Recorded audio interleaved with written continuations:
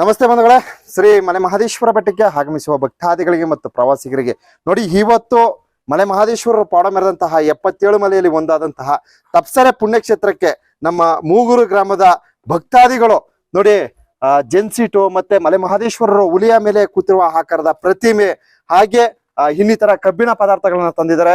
So ಇವರು ತಪ್ಸರೆ ಪುಣ್ಯಕ್ಷೇತ್ರಕ್ಕೆ ಈ ಒಂದು ಏನು ಅವ್ರಿಗೆ ಮಲೆ ಮಹದೇಶ್ವರ ಪಾಡ ಮೆರೆದಂತ ಸ್ಥಳದಲ್ಲಿ ಇದೆಲ್ಲ ಏನಕ್ಕೆ ಕೊಡ್ಬೇಕಂತ ಅವ್ರಿಗೆ ಆತರ ಒಂದು ಅನಿಸಿಕೆ ಬಂತು. ಸಂಪೂರ್ಣವಾದ ಒಂದು ಮಾಹಿತಿನ ಪಡ್ಕೊಳ್ಳೋಣ ಬನ್ನಿ. ನಾವು ಪಡವಲ್ ನಾಯಕರ ಬೀದಿ ಮೂಗೂರು ಅಂದ್ರೆ ನಮ್ಮಲ್ಲಿ 2 ಬೀದಿ ಬರುತ್ತೆ, ಒಂದು ಹೂವನ್ ಬೀದಿ ಮತ್ತೆ ಪಡವಲ್ ನಾಯಕರ ಬೀದಿ ಅಂತ. ನಾವು ತಲಾಂತರ ನಮ್ಮ ತಂದೆ ತಾಯಿ ಮತ್ತೆ ನಮ್ಮ ಅಜ್ಜ ಅಜ್ಜಿ ಆ ಕಾಲದಿಂದ ಬರ್ತಾ ಇದೀವಿ. ಇಲ್ಲಿ ಬೆಟ್ಟದಲ್ಲಿ ಬರ್ತೀವಿ, ಶಿವರಾತ್ರಿ ಪ್ರತಿ ಶಿವರಾತ್ರಿಗೆ ಬರ್ತೀವಿ. ಅಲ್ಲಿ 3 ದಿನ ಇದ್ದು ನಂತರ ಇಲ್ಲಿ ತವಸರ ಸ್ವಾಮಿ ಏನಿದೆ ಅಲ್ಲಿಗೆ ಬರ್ತೀವಿ. ಹೋದ ವರ್ಷ ಬಂದಾಗ ನಾವು ಏನಾಗಿತ್ತು, ಅಲ್ಲಿ ಒಂದು ಮಹದೇಶ್ವರ ವಿಗ್ರಹ ಇತ್ತು, ಪ್ರತಿಮೆ. ಅದನ್ನ ಏನಾಗಿತ್ತು, ಹಾನಿಯಾಗಿತ್ತು.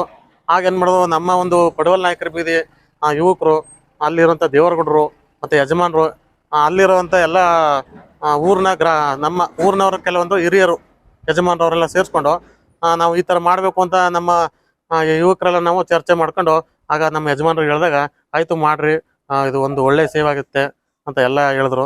ಆಗ ಎಲ್ಲ ಯುವಕರು ನಮ್ಮ ಒಂದು ಪಡವಲ್ ನಾಯಕರ ಬೀದಿಲಿ ಏನಿದ್ದಾರೆ ಎಲ್ಲರಿಂದ ನಾವು ಅವರ ಇಚ್ಛೆ ಅನುಸಾರ ಎಷ್ಟು ಬರುತ್ತೋ ಅಷ್ಟು ನಾವು ಅವರಿಂದನು ಮತ್ತೆ ನಮ್ಮ ಯುವಕರು ಸಹ ದೇವರಗುಡ್ರು ಎಲ್ಲ ಸೇರ್ಕೊಂಡು ನಮ್ಮ ಕೈಲ ಅಷ್ಟು ಒಂದು ಹಣಗಳನ್ನ ಸಂಗ್ರಹ ಮಾಡ್ಕೊಂಡು ಮತ್ತೆ ಈ ಒಂದು ಪ್ರತಿಮೆಯನ್ನ ಆಲ್ಗೂಡು ಅಲ್ಲಿ ಅಲ್ಲೂ ಒಬ್ರು ಕುಮಾರಣ್ಣ ಅಂತಿದ್ದಾರೆ, ಗಣಪತಿ ಎಲ್ಲ ಮಾಡ್ತಾರೆ, ಅವರಿಂದ ನಾವು ಮಾಡ್ಸಿರ್ತೀವಿ. ಇದನ್ನ ನಾವು ಆಕ್ಚುಲಿ 5ನೇ ತಾರೀಕು ಕೊಡ್ತೀವಿ ಅಂತ ಹೇಳಿದ್ರು.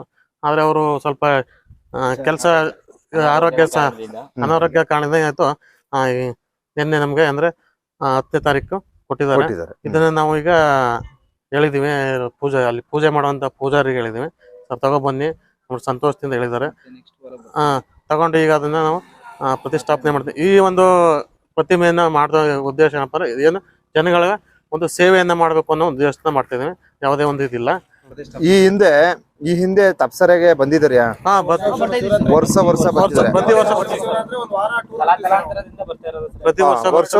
ನಿಮ್ಗೆ ಒಳ್ಳೇದಾಗಿದ್ಯಾ? ಒಳ್ಳೇದ ಎಲ್ಲ ಪ್ರತಿಯೊಬ್ಬರಿಗೆ ತಪ್ಸರೆ ಪುಣ್ಯಕ್ಷೇತ್ರ ನೀವು ಪೂಜೆ ಸಲ್ಲಿಸಿ ನಿಮ್ಮ ಒಂದು ಅನಿಸಿಕೆ, ನಿಮ್ಮ ಒಂದು ಅರ್ಕೆ ಪ್ರತಿಯೊಂದು ಈಡೇರಿ. 500-600 ಜನ ಬರ್ತೀವಿ ಸರ್. 500 ಈಗ ಧನುರ್ಮಾಸ ಪೂಜೆ ನಡೀತು, ಬಂದಿದ್ರ? ಹೌದಾ, ನಾವು ಅಲ್ಲೇ ಇದ್ವಿ. ಅಲ್ಲಿ ಬಾವಿ ಇದೆಯಲ್ಲ, ಹೌದು, ಕೆಲವರು ಇಲ್ಲಿ ತೆಗಿಸಿರೋದು. ಹೌದಾ, ವೆರಿ ಗುಡ್. ಕೆಲವ್ರು ಬಂದು ಅರ್ಕೆ ಹೊತ್ಕೊತಾರೆ ಸರ್. ಅವರು ಮಕ್ಕಳಾಗಿರುವಂತ ಒಂದು ಘಟನೆಗಳು ನಡೆದಿವೆ. ಕೆಲವೊಂದು ಮಕ್ಕಳು ಚೆನ್ನಾಗಿ ಓದಿದ್ದಾರೆ, ಒಳ್ಳೆ ವಿದ್ಯಾವಂತರು ಆಗಿದ್ದಾರೆ. ಕೆಲವರು ಒಳ್ಳೊಳ್ಳೆ ಜೀವನ ನಡೆಸ್ತಿದ್ದಾರೆ. ಬೆಂಗಳೂರು, ಮೈಸೂರು ಈ ಕಡೆ ಎಲ್ಲ ಒಳ್ಳೆ ರೀತಿ ಕೆಲಸ ಮಾಡ್ತಿದ್ದಾರೆ. ಕೆಲವರು ಒಳ್ಳೊಳ್ಳೆ ಮಾಲೀಕರು ಆಗಿದ್ದಾರೆ. ಈ ರೀತಿ ಅಂದ್ರೆ ಈ ಕ್ಷೇತ್ರಕ್ಕೆ ಬಂದು ನಮ್ಗೆ ತುಂಬಾ ಅನುಕೂಲ ಆಗಿದೆ, ತುಂಬಾ ಒಳ್ಳೆ. ಈಗ ನಾನು ನಿಮ್ಮನ್ನ ಒಂದೇ ಒಂದು ಸಣ್ಣ ಪ್ರಶ್ನೆ ಕೇಳ್ತೀನಿ, ಕೇಳಿ ಸರ್. ಈಗ ಮಲೆ ಮಹದೇಶ್ವರ ಬೆಟ್ಟಕ್ಕೆ ಆಗಮಿಸುವ ಭಕ್ತಾದಿಗಳಿಗೆ ಸಾಮಾನ್ಯವಾಗಿ ತಪ್ಸರೆ ಪುಣ್ಯಕ್ಷೇತ್ರದ ಅಷ್ಟೊಂದು ಮಾಹಿತಿ ಇರಲ್ಲ. ಈಗ ಬರ್ತಕ್ಕಂಥವ್ರು ಏನ್ ಮಾಡ್ತಾರೆ, ಡೈರೆಕ್ಟ್ ಬರ್ತಾರೆ, ನಡು ಮಲೆಗೆ ಬಂದ್ಬಿಡ್ತಾರೆ, ಪೂಜೆ ಮಾಡ್ಕೋತಾರೆ, ಹೊರಟಾಗ್ತಾರೆ. ಮಾದಪ್ಪಂದು 77 ಮಲೆ ಸಂಬಂಧಿತ ಮಾಹಿತಿಗಳು ಇರೋದಿಲ್ಲ. ಸೊ ಅಂತಹ ಭಕ್ತಾದಿಗಳಿಗೆ ನಿಮ್ಮ ಒಂದು ಸಲಹೆ ಏನು ತಪ್ಸರೆ ಪುಣ್ಯಕ್ಷೇತ್ರ ಕುರಿತು?